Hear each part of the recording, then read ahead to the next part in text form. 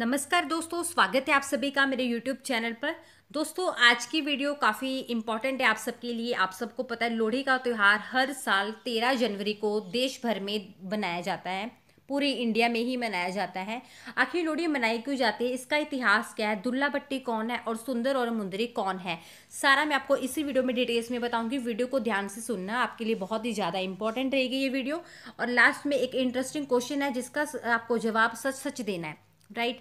तो चलिए स्टार्ट करते हैं। अगर फर्स्ट टाइम चैनल पर विजिट कर रहे हैं, सब्सक्राइब कर लीजिए। देखिए, वैसे तो लोहड़ी आप सबको पता है पूरे इंडिया में काफ़ी धूमधाम से मनाई जाती है, बट लोहड़ी जो है सबसे ज़्यादा जो फेमस है, प्रसिद्ध है, नॉर्थ इंडिया की है, यानी कि उत्तरी भारत की। मोहल्ले में लकड़ियाँ जलाकर चारों तरफ लोग मिल बैठते हैं, मूंगफलियाँ रेवड़ियाँ खाते हैं। लोहड़ी के लोकगीत भी आपने सुने होंगे, जिसमें से एक सबसे मुख्य जो गीत है वो है सुंदर मुंदरी, राइट।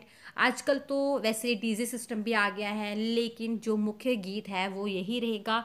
और पंजाब में आज भी ये लोग याद करते हैं इस गीत को, दुल्ला भट्टी को याद करते हैं। तो सुंदर मुंदरी जो है वो मुख्य गीत है लोहड़ी का, सुना ही होगा आपने। और ये जो गीत है एक लोक गाथा है, लोक गाथा है। इसका जो नायक है उस टाइम का डाकू कहा जाने वाला दुल्ला भट्टी, जिसे लोग डाकू के नाम से जानते थे, और जिनका जो निधन हो गया था 1599 ईस्वी में, जिन्हें पंजाब का उत्तर कहा जाता है। जब दुल्ला भट्टी का जन्म हुआ था, जन्म होते ही उनके पिताजी नहीं रहे, बल्कि उनका कत्ल कर दिया गया था उनके फादर का, उस समय के शासक के द्वारा, जो कि उस वक्त का सबसे बड़ा मुगल शासक था अकबर। और दुल्ला भट्टी जी के ऊपर इस बात का काफ़ी डीपली असर पड़ा, गहराई पे असर पड़ा, और बड़े होते ही वह एक डाकू बन गए और उन्होंने लूटना शुरू कर दिया। अमीरों को वो लूटते थे, काफ़ी लोग को जो कि लगाम वसूल करके पंजाब से और बाकी जो एरियाज़ है, बाकी क्षेत्र है, वहाँ से दिल्ली लेकर जाया करते थे। तो उस काफ़िले को लूटते थे और लूटने के बाद वो गरीबों में बांट दिया करते थे। कहने को वो एक डाकू थे, लेकिन वो गरीबों की मदद करते थे।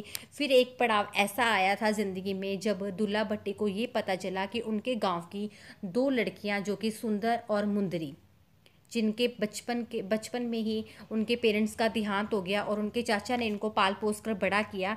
जब ये दोनों बड़ी हुई, उनके चाचा ने सोचा कि इनको बेचकर मैं अपनी क्यों ना गरीबी मिटा लूँ। उस टाइम लड़कियों को बेचना एक आम प्रथा होती थी। उसी के चलते हुए उस टाइम का जो हाकम था, शासक था, उसके अधिकारियों के साथ लड़कियों का सौदा कर लिया सुंदर और मुंदरी के चाचा ने। जैसे ही इस बात का दुल्ला भट्टी को पता चला, इस तरह से उन लड़कियों पर जुल्म हो रहा है कि उन्हें बेचा जा रहा है, उन्होंने उन बच्चियों को उन जालिम हाकिमों के अधिकारियों से, जो वजीर थे उस राजा अकबर के, उनसे आज़ाद कराने की ठान ली। हाँ, ये इतना आसान नहीं था, बट दुल्ला भट्टी जी ने हिम्मत नहीं हारी, बल्कि काफिलों पे उनके हमला किया और दोनों लड़कियों को वहाँ से आज़ाद कराया और अपने साथ ले गए, और उनका पिता बनकर उनका पालन पोषण किया। और समय आने पर उनका कन्यादान किया, उनको अपनी बेटियां माना था, कन्यादान किया, उनकी शादी की। और उन दिनों में जंगल ही होते थे, जंगल में लोग छिप के रहते थे, ना कोई साधन हुआ करते थे, और जो उनकी इकोनॉमिक स्थिति है, यानी कि आर्थिक स्थिति है, वो भी काफ़ी ज़्यादा ख़राब थी। और लड़कियों को दहेज में वो कुछ देना चाहते थे, एक पिता की तरह वो कुछ भी उनको देना चाहते थे। तो उनको उस टाइम क्या सूझा कि उनके पास देने के लिए कुछ नहीं था। उन्होंने अपनी बेटियों के झोलियों में सेर शक्कर डालने के बाद जंगल में ही आग लगाई और वहीं पे फेरे लगाकर उनको आशीर्वाद दिया, और उनके अपने जो जीवन साथी है उनके साथ उनको विदा कर दिया। तो उसी दिन से पंजाब में और नॉर्थ इंडिया में, यानी कि उत्तरी भारत में, लोहड़ी का ये त्यौहार दुल्ला भट्टी के नाम हो गया है। इसीलिए हर साल 13 जनवरी को हर साल ये त्यौहार मनाया जाता है, जिसे लोहड़ी का त्यौहार कहा जाता है। तो ये थी पूरी स्टोरी। और अब आप सच सच बताना, सबके सब कौन कौन लोहड़ी मांगने जाता है या कभी गया था, झूठ नहीं बोलना, सही सही बताना है, ठीक है।